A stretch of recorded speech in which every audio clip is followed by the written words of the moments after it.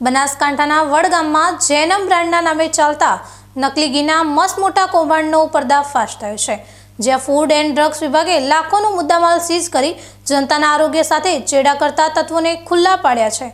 જોકે આ કાર્યવાહી માત્ર હિમશિલાની ટોચ સમાન છે, કારણ કે ડીસા જેવા વિસ્તારમાં ફૂડ વિભાગના કથિત આશીર્વાદથી નકલી ઘીનો કાળો કારોબાર આજે પણ ફૂલી ફાલી રહ્યો છે। આ અહેવાલમાં આપણે જોઈશું કે કેવી રીતે વડગામમાં દરોડા પડ્યા અને કેમ ડીસામાં તંત્રની મૌન સંમતિથી લોકોના સ્વાસ્થ્યનો સોદો થઈ રહ્યો છે।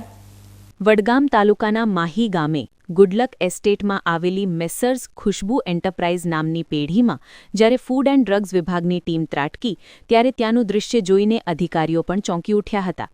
Designated officer ટી.એચ. પટેલ અને ફૂડ સેફ્ટી ઓફિસર ઈ.એસ. પટેલની ટીમે 9 ફેબ્રુઆરીના રોજ પાડેલા આ દરોડામાં સામે આવ્યું કે અલમદાર અલી અબ્બાસ અલી સુણસરા નામનો શખ્સ કોઈપણ લાયસન્સ વગર જૈનમ બ્રાન્ડના નામે ઝેરી ઘી બનાવી રહ્યો હતો।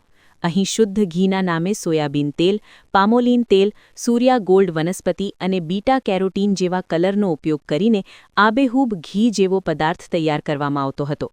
તપાસ દરમિયાન 1 લીટરના તૈયાર પેકિંગ અને લૂઝ જથ્થા સહિત કુલ 1513 કિલોગ્રામ શંકાસ્પદ ઘી મળી આવ્યું હતું। આ નકલી ઘી બનાવવામાં વપરાતા આર્ટિફિશિયલ ફ્લેવર્સ અને એસેન્સનો જથ્થો પણ જપ્ત કરવામાં આવ્યો છે, જેની બજાર કિંમત આશરે 3.67 લાખ રૂપિયા થાય છે।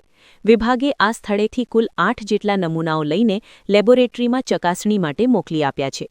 આ પેઢી માત્ર ગુજરાતમાં જ નહીં પણ અન્ય રાજ્યોમાં પણ આ ઝેર સપ્લાય કરતી હોવાનું બહાર આવ્યું છે, જેના પગલે હવે food safety and standard act હેઠળ કડક કાર્યવાહીના ચક્રો ગતિમાન કરવામાં આવ્યા છે। પરંતુ સવાલ એ થાય છે કે વડગામમાં જે રીતે કડકાઈ બતાવવામાં આવી તેવી કાર્યવાહી ડીસામાં કેમ નથી થતી? ડીસામાં નકલી ઘીનું ઉત્પાદન વડગામ કરતાં પણ અનેક ગણું વધારે હોવાની લોકચર્ચા છે, છતાં પણ ત્યાં ફૂડ વિભાગ કેમ લાચાર દેખાય છે?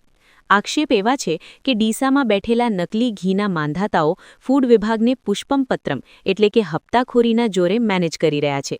ગરીબ પરિવારો પોતાના બાળકોના સારા સ્વાસ્થ્ય માટે પેટે પાટા બાંધીને મોંઘા ભાવનું ઘી ખરીદે છે, પરંતુ તેમને બદલામાં મળે છે આ સ્લો પોઈઝન, જે આખી પેઢીને ખતમ કરવાની તાકાત ધરાવે છે। ડીસાના બજારમાં નકલી ઘીનું વેચાણ ખુલ્લેઆમ થઈ રહ્યું છે અને સ્થાનિકોમાં હવે આ બાબતે ઉગ્ર રોષ જોવા મળી રહ્યો છે।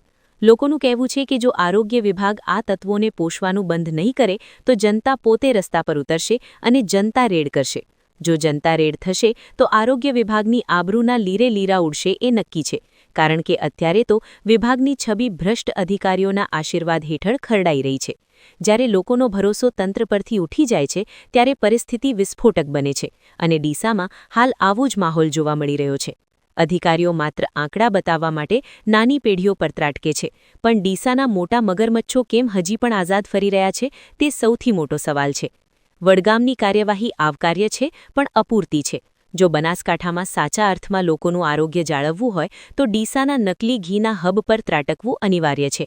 તંત્રએ પુષ્પમપત્રમના આશીર્વાદ છોડીને કાયદાનો દંડો ઉઘામવો પડશે, નહીંતર આગામી દિવસોમાં લોકોનો આક્રોશ જનતા રેડ સ્વરૂપે સરકારી તિજોરી અને આબરૂ બંનેને નુકસાન પહોંચાડશે।